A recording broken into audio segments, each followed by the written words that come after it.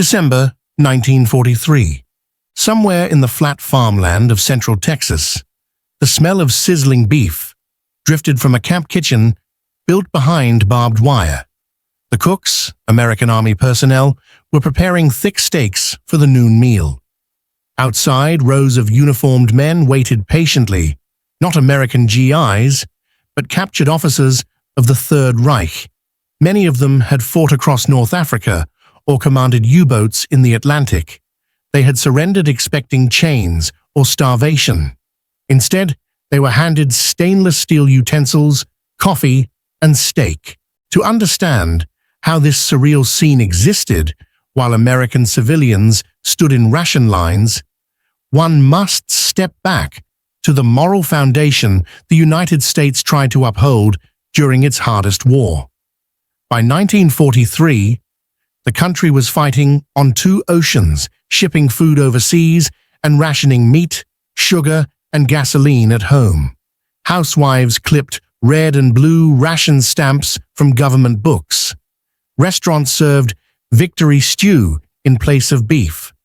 Yet, across hundreds of camps in 46 states, enemy soldiers were eating better than some of the citizens who guarded them. The contradiction was intentional.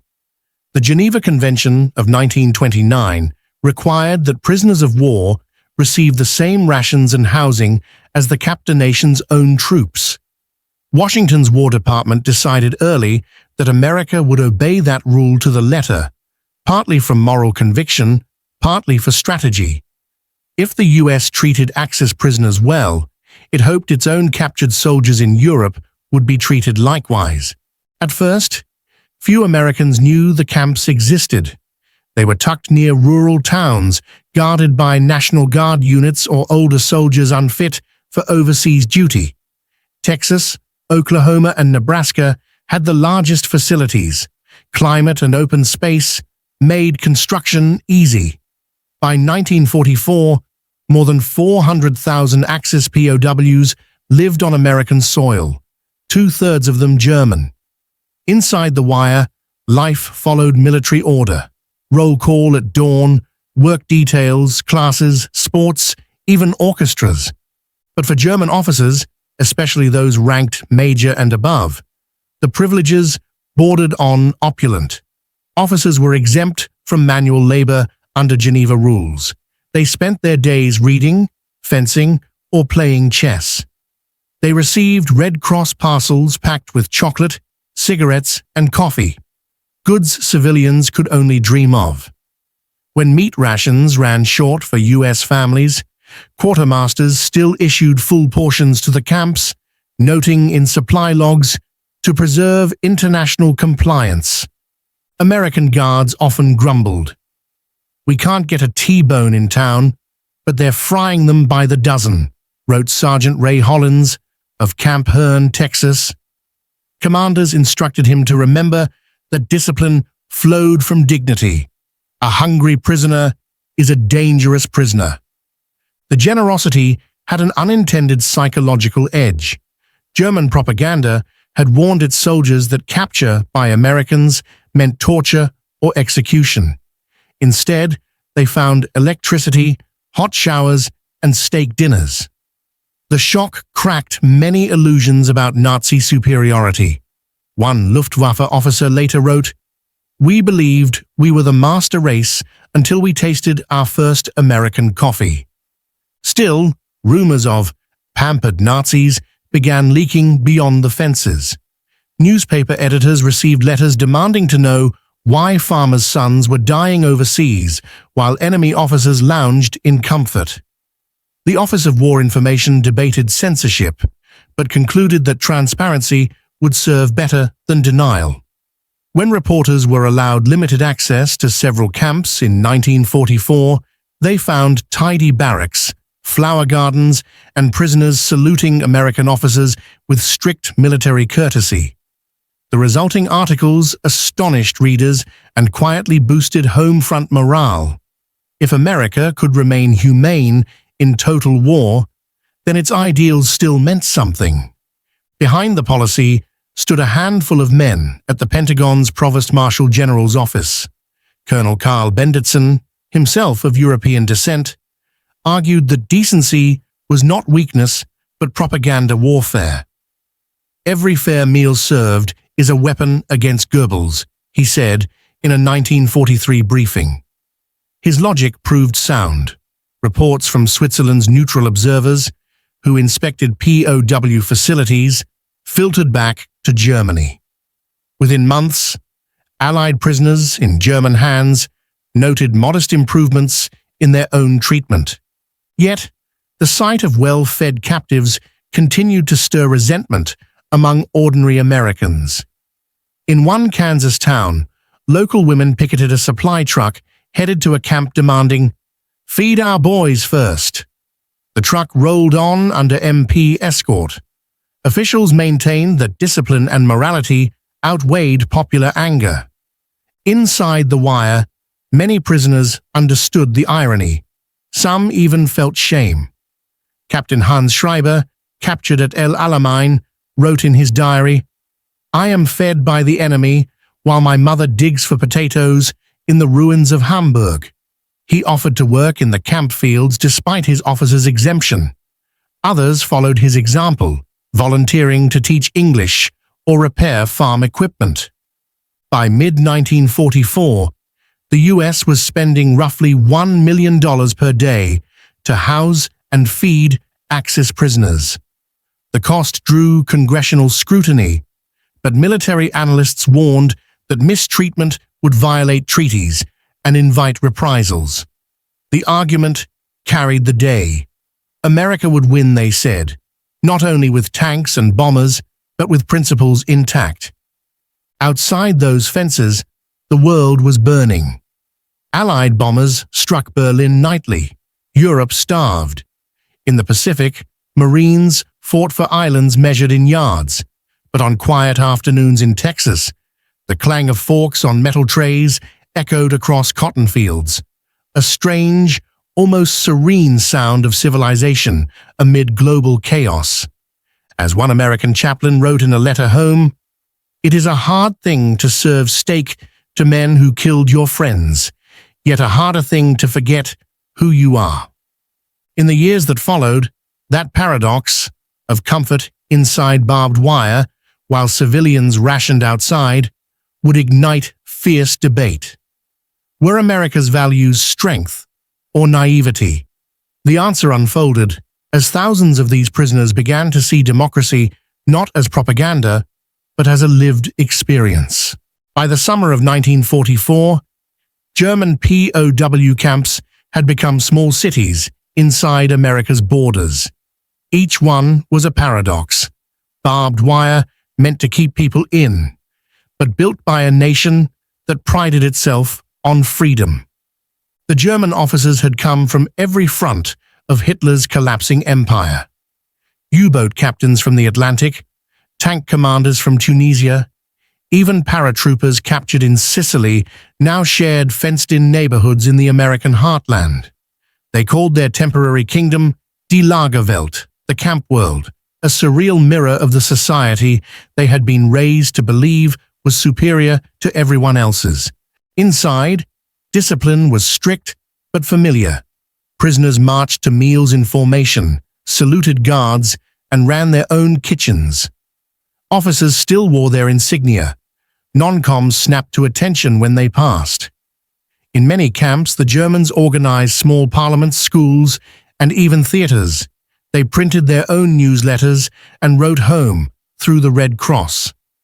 What startled the prisoners most was the absence of hatred. American guards followed orders with professional detachment, firm but not cruel. No one beat them. No one humiliated them. Cigarettes were currency, not weapons. The realization unsettled many officers who had been taught that democracy bred weakness. Among them was Major Erich Bremer, a Wehrmacht logistics officer captured in Tunisia. At Camp Crossville, Tennessee, he became fascinated by the routines of his captors. "They salute their officers but argue with them too," he noted in his diary.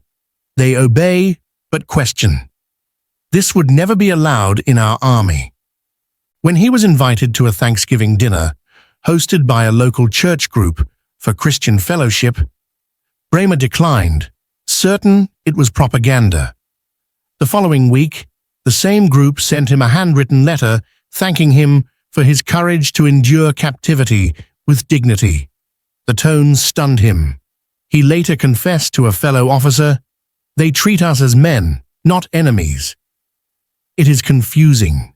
Education became the quiet revolution behind the wire.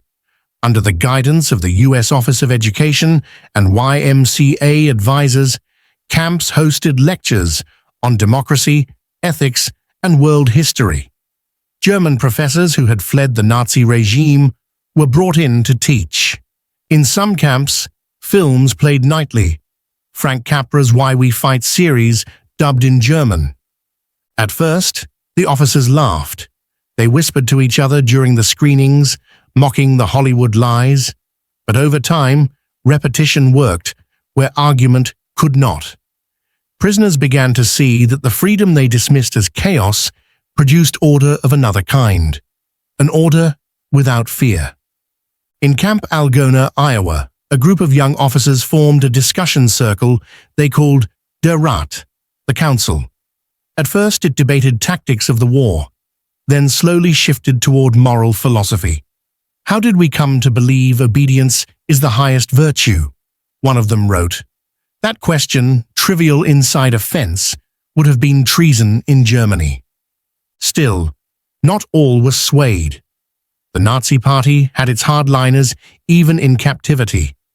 Every camp had a brown core, diehards who still saw Hitler as the only hope for Germany's rebirth.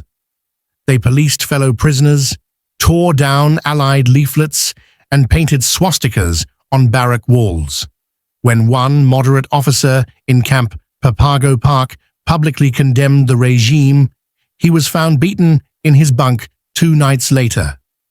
The American guards realized that kindness alone could not change ideology. The War Department quietly began separating the extremists from moderates, shipping the fanatics to isolated segregation camps in the Arizona desert.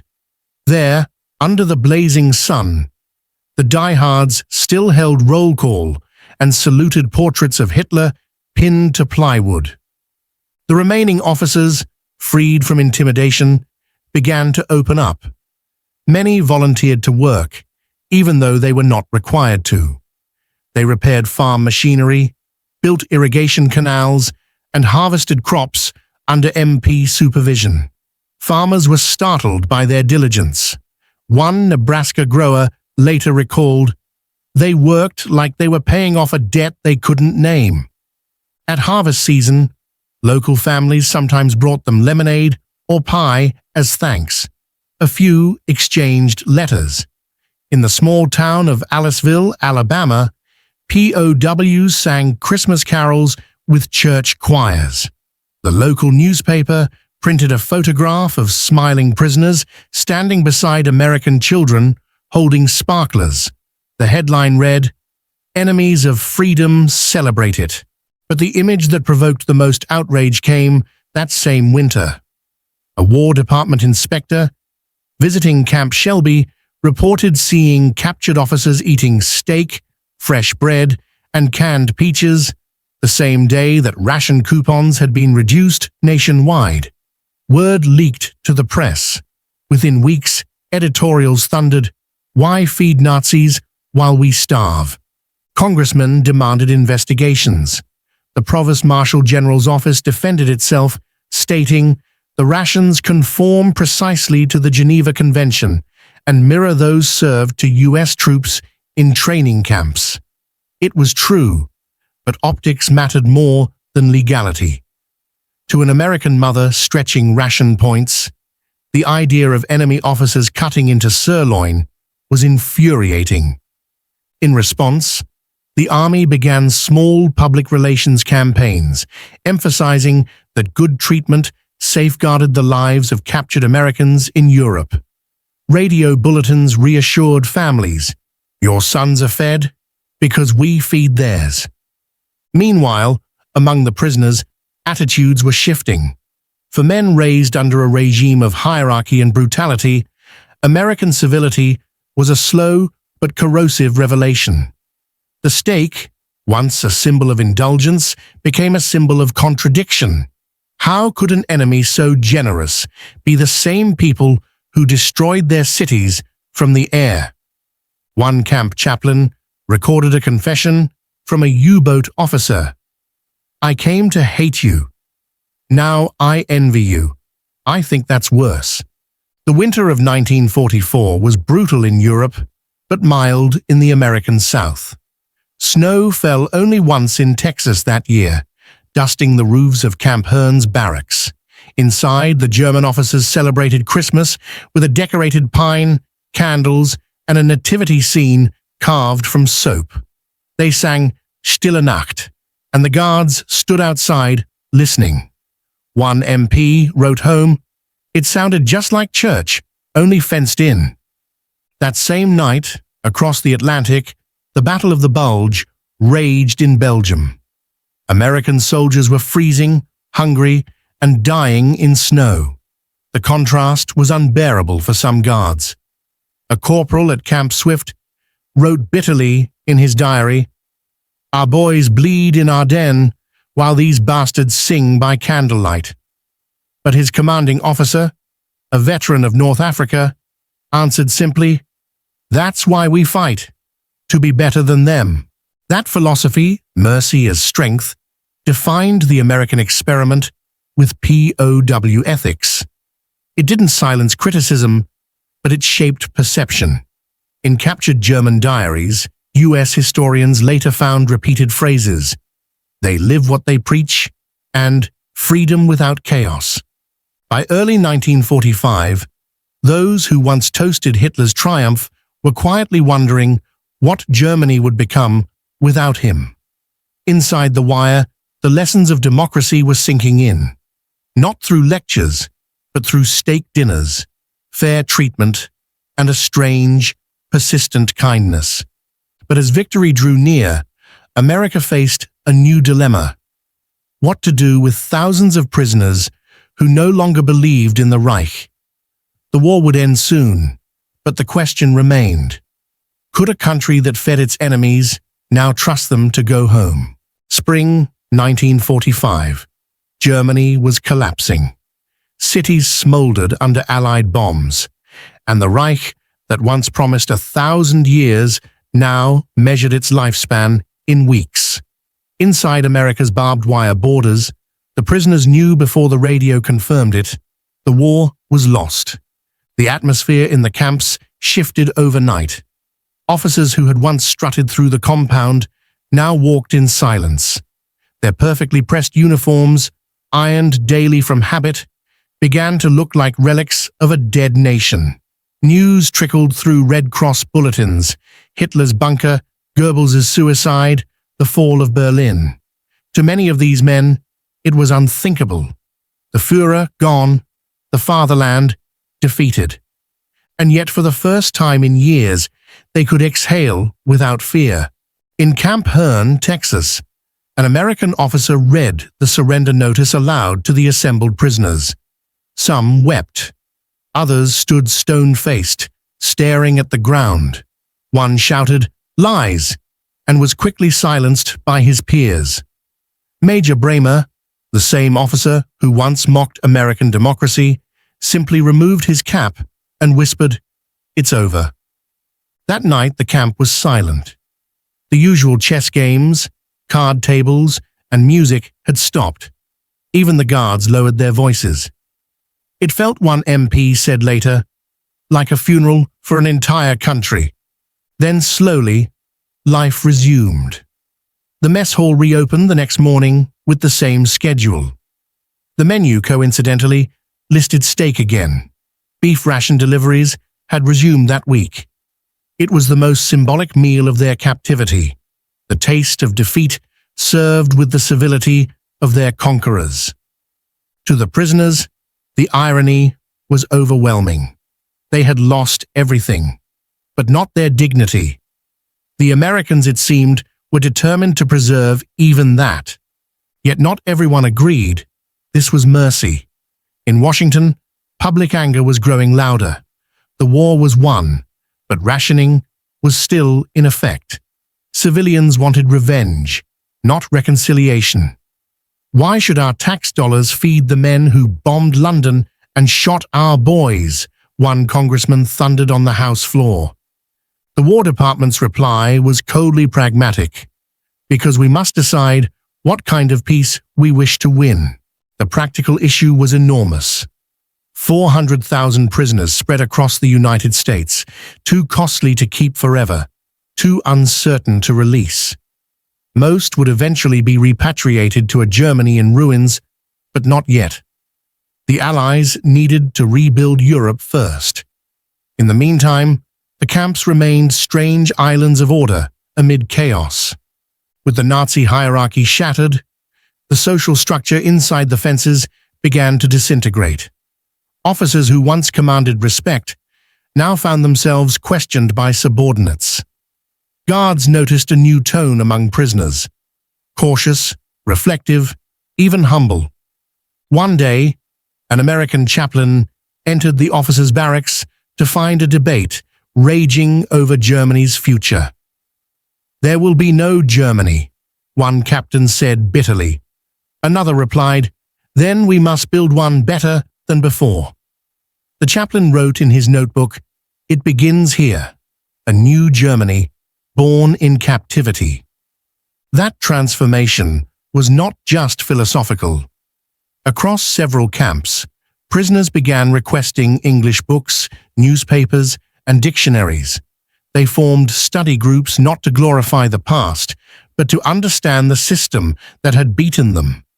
Democracy was no longer an abstract concept. They were living inside its logic. At Camp Algona, a small library received donations from local citizens. The Federalist Papers, Lincoln's speeches, and American novels. One German lieutenant was so captivated by the Grapes of Wrath that he read it 3 times. These people suffered, he told his bunkmates, and yet they did not become cruel. For many officers, that realization, that suffering did not require hatred, was the real defeat. But the story of stake and civility wasn't finished. In June 1945, a convoy of German officers was transferred from Camp Swift, Texas, to Fort Devens, Massachusetts, a higher security facility closer to East Coast ports. Among them was a young naval officer named Hans Vogel, who had been captured off the coast of Africa. Vogel had spent 2 years in captivity, skeptical but observant. When the trains stopped briefly near a rural station, American soldiers handed the prisoners boxed lunches, sandwiches, fruit, and coffee. Inside, Vogel found, again, slices of roast beef. He laughed. "It follows us," he said to a companion, "the Americans and their beef." But this time, it wasn't indulgence. It was routine, fairness, consistency, the American obsession with rules. For Vogel, that consistency became revelation. "If they can show humanity in victory," he later wrote, "then maybe we can show humility in defeat." Elsewhere, less noble events unfolded. In some camps, the first reports of Germany's atrocities, the concentration camps, the death marches, reached the prisoners. American officers showed them newsreels from liberated Buchenwald and Dachau. The reaction was disbelief, then horror, then silence. Several officers demanded that the films be fake. "This is Allied propaganda," they said. But the truth was irrefutable. The footage had been shot by U.S. Army Signal Corps units. Afterward, one prisoner tore the eagle insignia from his uniform and burned it. Another stood before his barracks and declared, "We do not deserve the stake they give us." From that day, many refused special treatment. They ate the same rations as enlisted men, volunteered for extra duties, even requested to write letters of apology to the families of Allied soldiers they had fought. Not all were sincere.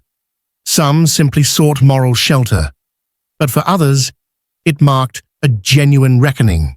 Outside the camps, America was transitioning from war to peace. Factories retooled for civilian production, and rationing began to ease. The steak that had symbolized moral contrast was returning to dinner tables, but now it carried new meaning. For the guards, it was no longer a luxury reserved for enemies. It was proof that America's restraint had survived victory. Then came the orders, repatriation. Beginning in late 1945, German POWs would be returned to Europe in waves, not to a defeated Reich, but to Allied-controlled territories that barely had roofs or bread. Before departure, each prisoner received a final medical check, a small allowance, and a farewell meal. The menu, once again, included steak. At Camp Herne, Major Bremer sat in the mess hall for the last time. Around him, men packed duffel bags and folded letters from American pen pals. The guards shook hands, awkwardly at first, then sincerely. One guard offered his wristwatch to Bremer as a gift. "You might need to know the time when rebuilding your country," he joked. Bremer refused, but he smiled. "In Germany," he said softly, "we measured time by orders. Here it seems you measure it by kindness." He paused, then asked, "Tell me something, Sergeant. Why did you feed us so well?" The guard shrugged. "Because we could." That answer lingered. Simple, unphilosophical, but it carried the entire moral weight of the war's outcome. For a nation that had rationed, sacrificed, and buried its sons, mercy had been the hardest discipline of all. When the transport trains finally rolled east, Americans lined the tracks in some towns, not to jeer, but to watch. A few waved, some shouted blessings. The prisoners, once enemies, now looked out at a land that had shown them what strength through decency meant. In one letter discovered years later, Major Bremer wrote to a friend, still in Germany, "They defeated us without hatred. That is why they will never truly lose." But freedom was not immediate redemption. When these men returned to a shattered homeland, they carried the memory of steak dinners and humane captors into a world of rubble and guilt. What they did with that memory, and how it shaped post-war Germany, would define the final chapter of this unlikely story. The first ships carrying German prisoners home left from the East Coast in late 1945.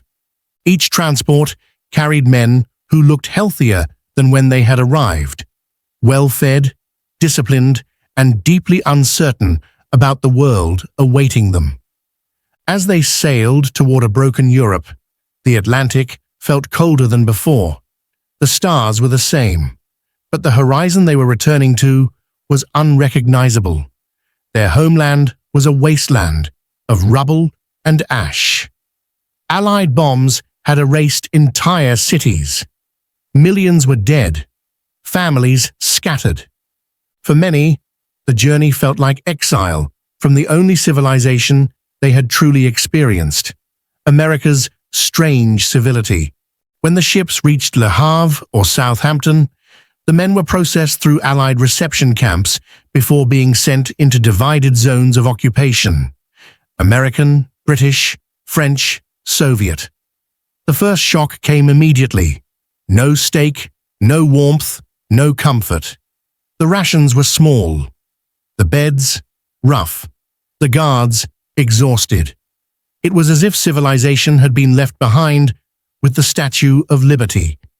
In the American-controlled zones, however, the U.S. Army tried to continue its humane policy. Former POWs were often kept a little longer, employed in rebuilding Germany, clearing rubble, repairing roads, planting crops. It wasn't freedom, but it was purpose. Some officers volunteered for reconstruction programs, citing moral debt as their reason. Major Erich Bremer was among them. Instead of returning home immediately, he joined a logistics unit organized by the U.S. military government in Frankfurt. His job: help coordinate food distribution to starving German civilians, including families of soldiers who had once served under his command. He worked quietly, efficiently, and when questioned by an American officer why he volunteered, he answered simply, "Because someone once fed me." Across Germany, similar stories unfolded. Former POWs became translators, construction foremen, even teachers in re-education camps designed to reshape German society. These camps used the same philosophy that had guided the American POW system: treat men as human beings until they begin to believe in humanity again. It was controversial. Not all Germans welcomed these returning soldiers. Many civilians saw them as collaborators or cowards who had lived in comfort while others starved. One woman spat at a former officer arriving in Hamburg, shouting, "You ate steak while my children died." But others listened to their stories of American fairness, discipline, and paradoxical kindness. They learned that even in war, morality could survive. For many, these accounts became seeds of doubt in the poisoned soil of Nazi ideology. German historian Klaus Neumann later wrote, "The American POW system became a silent university. It taught defeated men that strength need not come from cruelty,